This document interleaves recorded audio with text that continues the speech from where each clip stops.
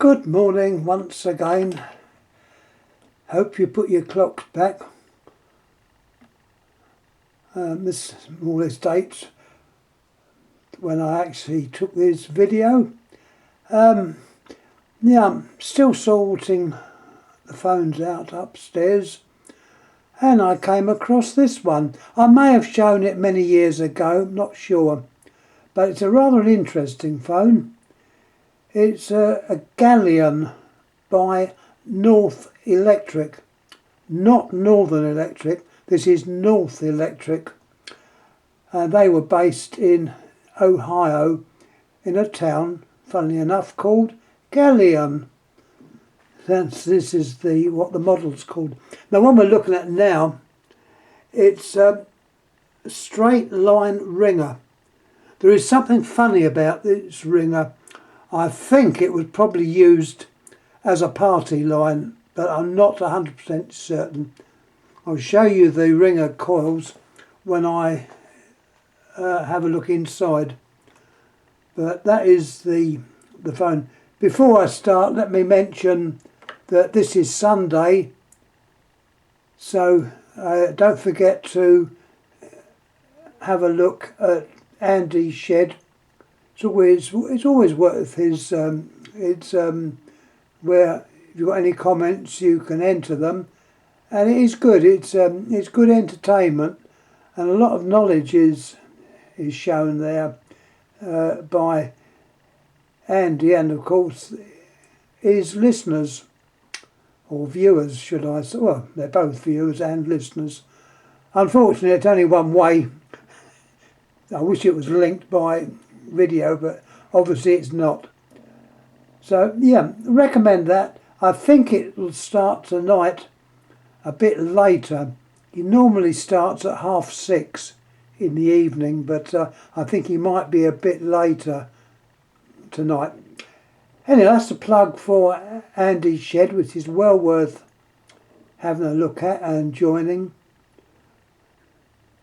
Now also I must mention the Classic Rotary Phones Forum, which is based in the States.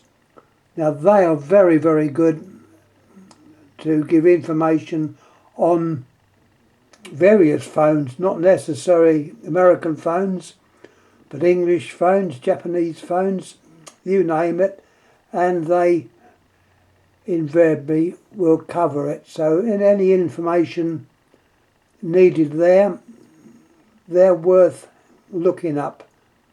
They're on Google. So it's the Classic Rotary Phones Forum. Now let's have a little look inside. Got to carefully do this because I've only got one hand to do these things. And we will have a little look. Let's put it so we can see what we're looking at. The wires are never long enough. Let me first of all show you the dial. I've never ever seen a dial like this before.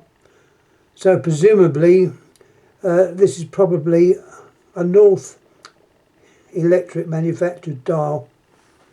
Let's see if I can operate it.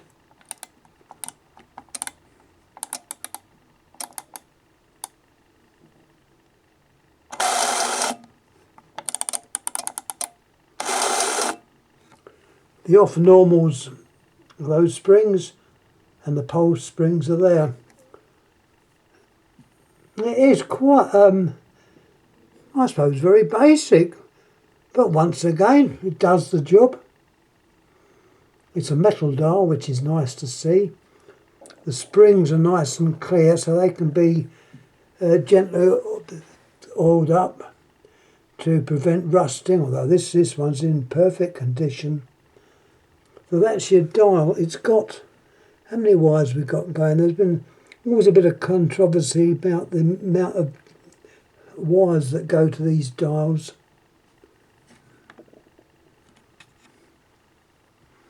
It looks like this one's got 1, 2, 3, 4. Yeah, four wires go to the dial, and you've got your cradle spring contacts. The wires are all nicely twisted together with a strainer on it.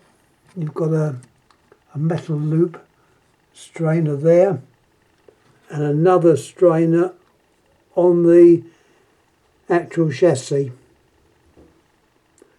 So yeah, it's a well-made phone. Let me show you the diagram. Most important is the diagram.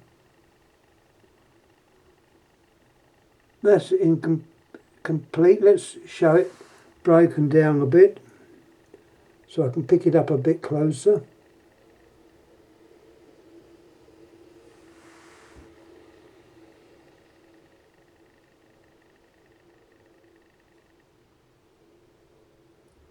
There's the name North Electric of Galion. It's actually with one L, not two L. Ohio, USA. Now the age of this, there's no indication, or I can't see any indication of the age, but I would say it's possibly about the 1940s or thereabouts. If anyone else got an idea, and let us know. There's your diagram again. Another good look, because as I say, it's important to have diagrams.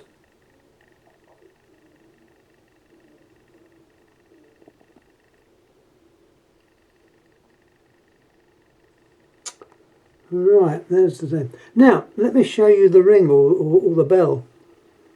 Very unusual. One set of windings, designated RH, presumably right hand. It's 2,500 ohms.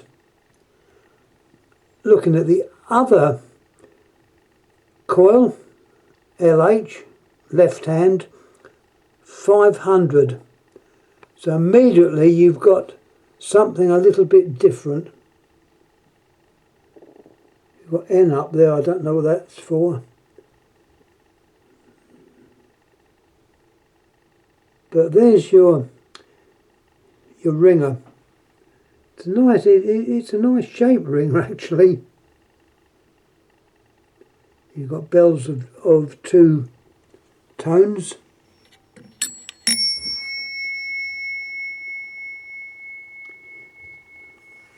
You've got do we call it a network? Where's the other bits?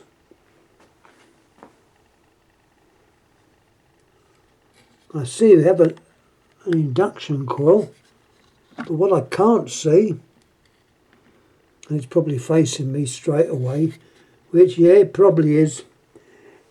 In there under the diagram, you've obviously got capacitors.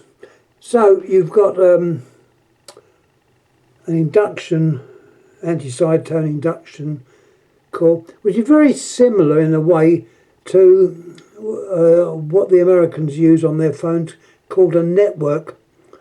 But normally the network consists of the induction, the induction coil and capacitors, whereas this one, it's obviously split between two. Remembering this was an independent company that made telephones. And I also understand they did make a version, which unfortunately I haven't got, which resembles the 500 set. Slightly different. It uses the typical North handset, which this one is. So it uses that handset, and the telephone looks very similar to a 500. It's obviously a way of copying the 500, which they did.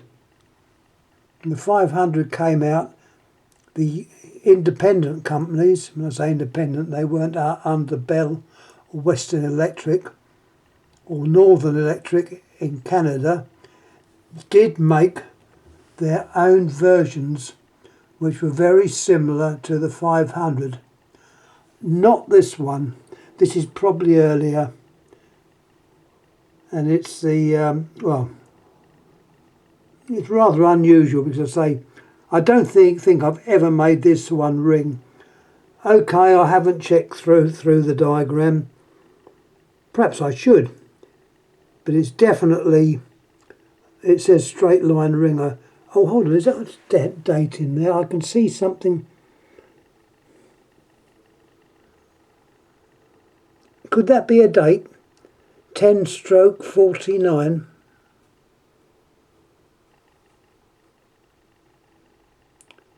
It's got a number there as well, which is not a number shown on the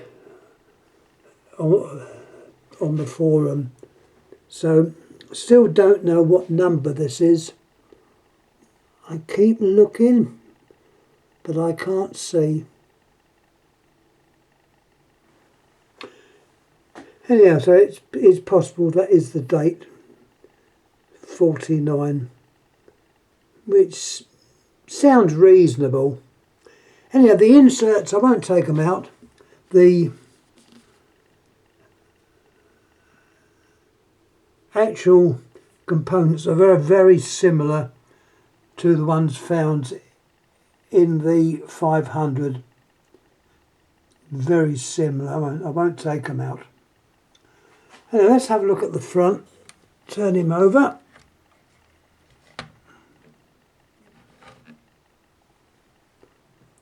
There's the dial. It's showing like an old style. I don't know if that's a metal. It looks metal, I must admit. Or is it plastic? I don't know. It's either a metal finger wheel or a plastic one. Can't really tell. But it's still nice and clear. In very good nick. Obviously a Bakelite phone.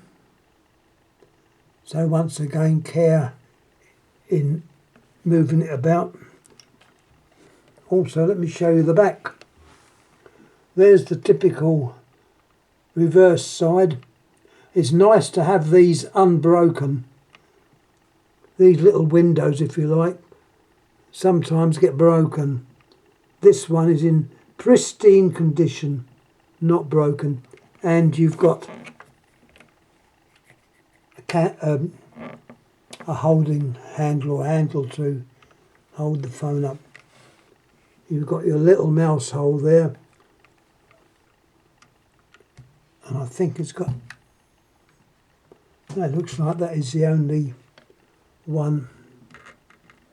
So it looks like you've got your the mouse hole does the line cord and the handset. Yeah, that I believe is more or less it. Let me just have a look at the back again, see if I've missed anything out. One down point, I know I mention this often, no metal inserts. So the screws, and they're not captive either. But nice to say they're not self-tapping type.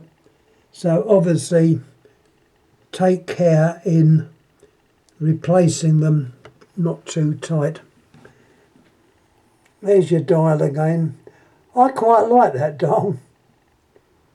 It's not typical of any of the other phones I've got. So is it one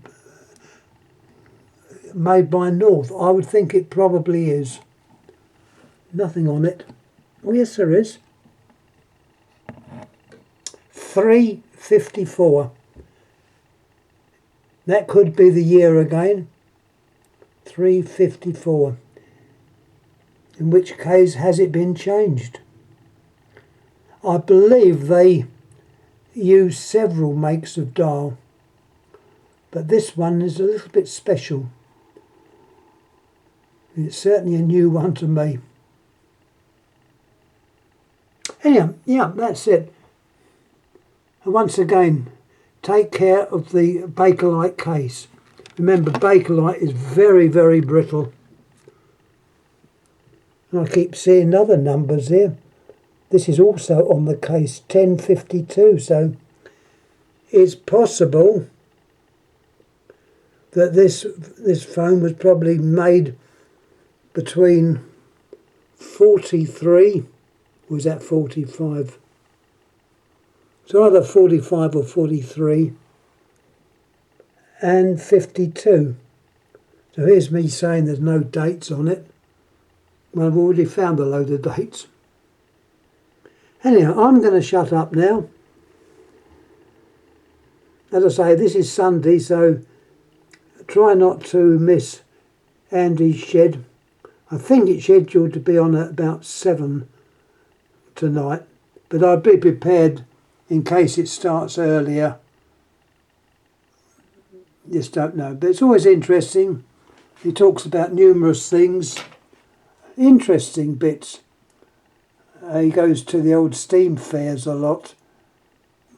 I'd say they're more, well, he's based up around the Sheffield area, which unfortunately I'm in London, which is miles away from Sheffield.